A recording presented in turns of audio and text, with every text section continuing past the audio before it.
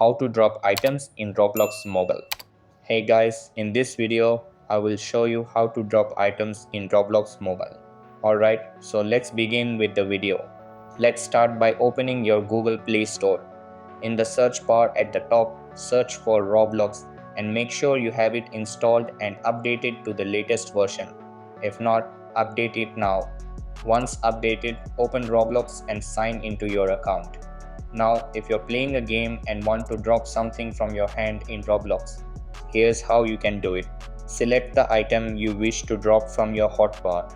Use the number keys or scroll your mouse if you're on PC. If you're on mobile, tap on the cross icon to drop the item from your hand. That's how you can drop any item in Roblox. So that's basically how you can drop items in Roblox mobile.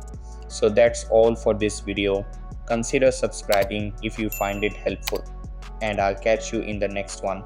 Thanks.